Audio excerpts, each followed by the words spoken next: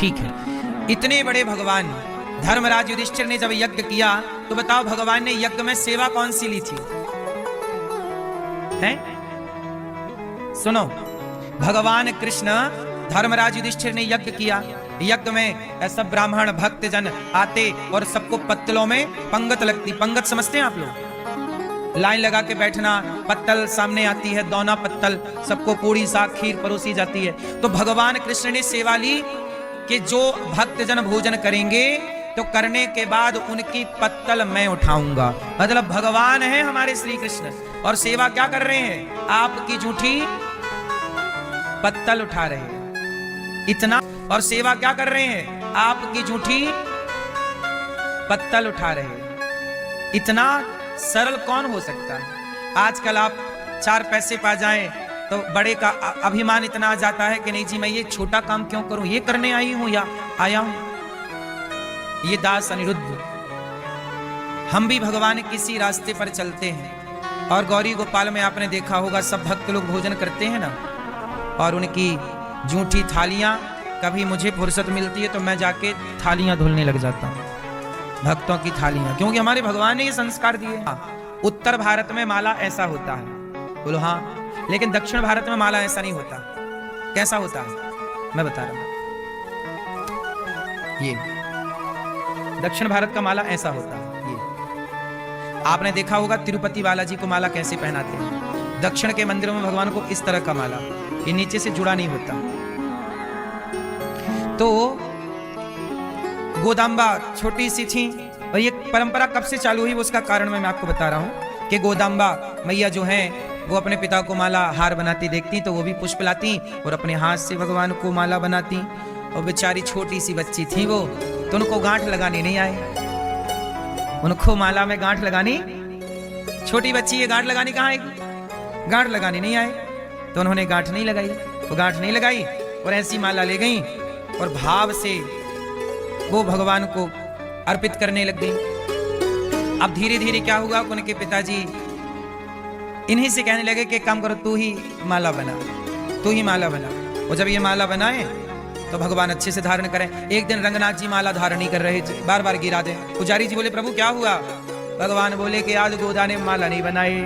पुजारी जी बोले हम आपको ये पूरी बात, कथा तो बड़ी लंबी है, बड़ी भाव से भरी हुई है। गोदाम्बा मैया भगवान को हार बनाती और भगवान उसी को स्वीकार करते। एक दिन तो भगवान मचल गए, बोले आपके हाथ से पुजारी जी नहीं पहनूंगा, जिसने माला बनाई है उसी को लाओ। अब गोदाम्बा मैया को बुलाया, आप आओ।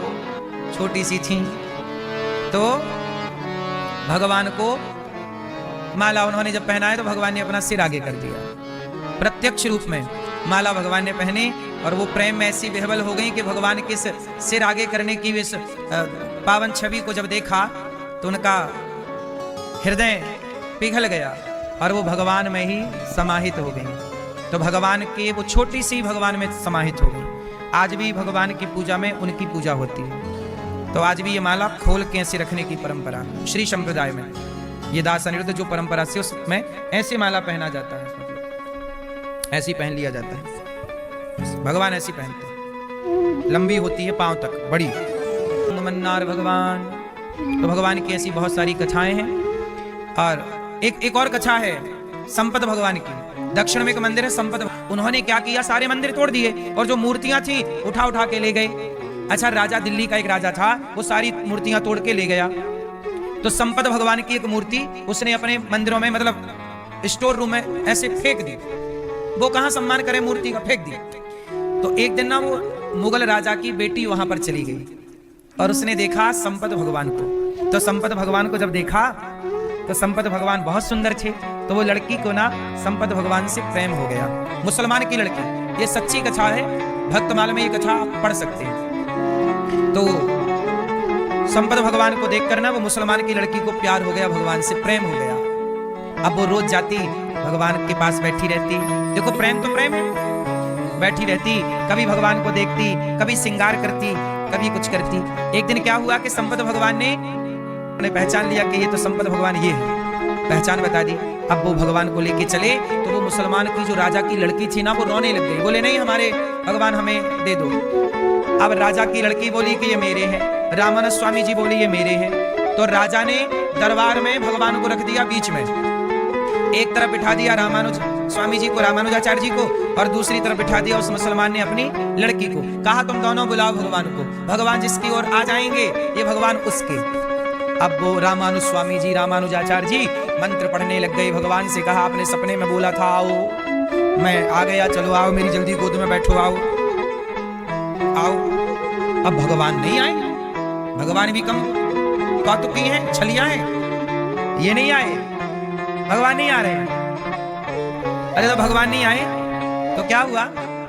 अब वो लड़की, मुसलमान की लड़की प्यार से बुलाने लग गई, हे श्याम सुंदर, हे प्रभु हम आपके बिना कैसे रहेंगे, हम तो आपके बिना मर जाएंगे। वो बेचारी रोने लगी, वो जब रोने लगी तो ये भगवान ना, संपत भगवान, उसके आंसू देख के उसकी और छोटे छोटे पांव बढ़ाते खिसकने लगे।